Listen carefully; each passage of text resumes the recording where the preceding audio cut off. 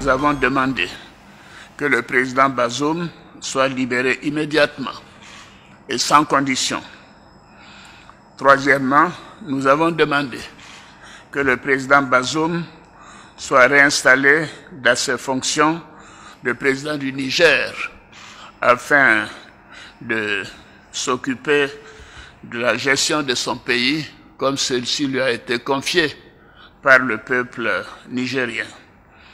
Les chefs d'État de la CEDEAO, bien sûr, une fois que ces conditions seront remplies, les chefs d'État de la CEDEAO demanderont au président Bazoum de faire preuve de clémence en vue du renforcement de la réconciliation et de la démocratie. Nous avons réaffirmé aussi que les putschistes seront tenus pour responsables pour tout ce qui pourrait arriver au président Bazoum, à son épouse, aux membres de sa famille et à toutes les personnes détenues avec lui.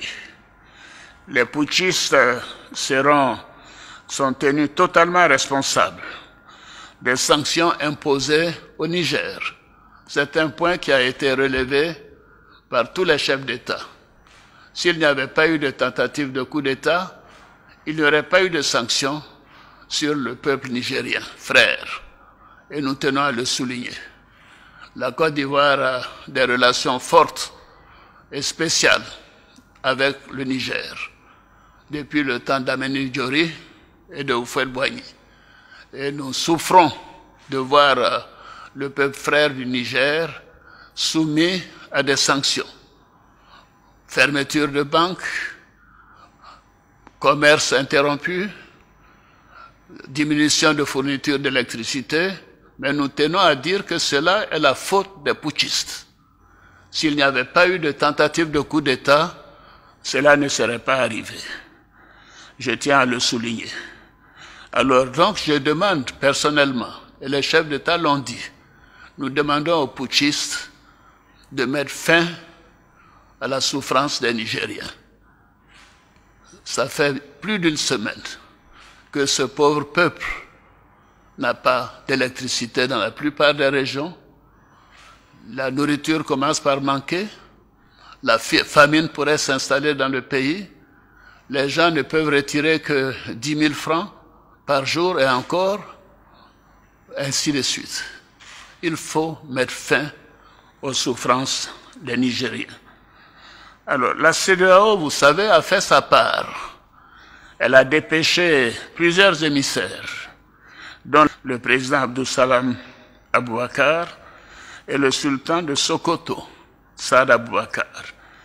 Mais ils n'ont pas été reçus par le chef de la junte et les putschistes. Cela est contraire à nos traditions africaines et constitue un manque de respect pour ces hautes personnalités, pour le Nigeria et pour toute la CEDEAO. Ce n'est pas acceptable. La CEDEAO, en fonction de toutes les informations que nous avons obtenues, le constat de manque de volonté de la part des putschistes de rendre le pouvoir au président démocratiquement élu, la CEDEAO, les chefs d'État ont décidé d'activer la force en attente et de déployer cette force pour rétablir l'ordre constitutionnel au Niger. Les chefs d'État ont marqué un accord donc pour le déploiement des troupes d'un certain nombre de pays, dont la Côte d'Ivoire. La Côte d'Ivoire fournira un bataillon et a pris toutes les dispositions financières pour l'opération. Si elle doit durer 3 mois, les provisions seront faites au niveau budgétaire pour que nos soldats et nos officiers qui participeront à cette opération ne manquent de rien. Donc la Côte d'Ivoire est prête et je viens de donner instruction au chef d'état-major général des armées de commencer la mobilisation de ces troupes pour leur participation à cette opération de la CEDEAO. Je voudrais indiquer que ces décisions sont collectives, sont celles de la communauté des États de l'Afrique de l'Ouest.